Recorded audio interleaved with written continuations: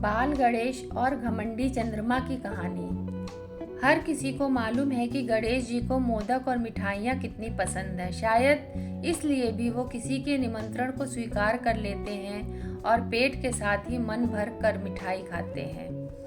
एक बार की बात है कि धनपति कुबेर ने भगवान शिव को माता पार्वती को भोज पर बुलाया, लेकिन भगवान शिव ने कहा कि मैं कैलाश छोड़कर कहीं नहीं जाता हूँ, और पार्वती जी ने कहा कि मैं अपने स्वामी को छोड़कर कहीं नहीं जा सकती।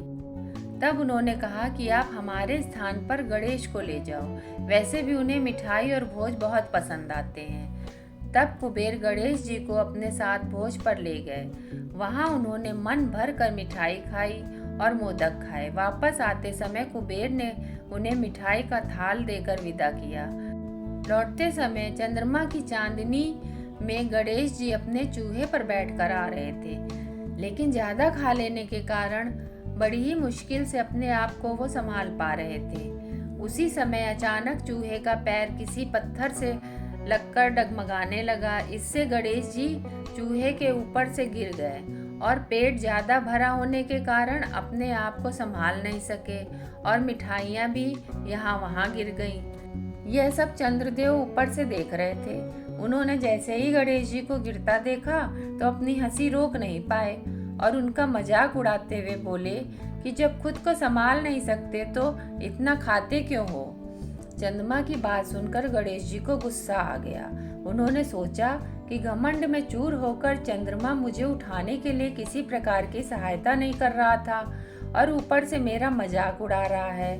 इसलिए गणेश जी ने चंद्रमा को श्राप दिया कि जो भी गणेश चतुर्थी के दिन तुमको देखेगा वो लोगों के सामने चोर कहलाएगा। श्राप की बात सुनकर चंद्रमा घबरा गया और सोचने लगा कि फिर तो मुझे कोई भी नहीं देखेगा। उन्होंने शीघ्र ही गणेश जी से माफी मांगी।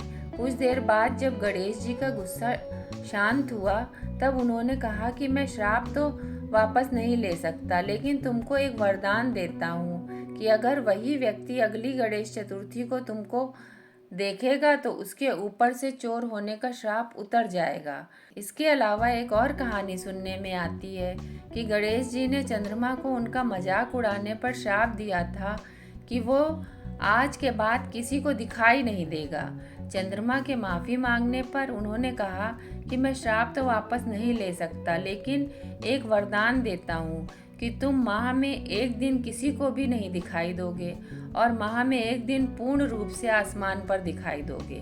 बस तभी से चंद्रमा पूर्णिमा के दिन पूरे दिखाई देते हैं और अमावस के दिन नजर ही नहीं आते। दोस्तों, अगर ये वीडियो आपको पसंद आया हो तो प्लीज़ इसे लाइक और शेयर करें और चैनल को सब्सक्राइब करें। हर हर महादेव।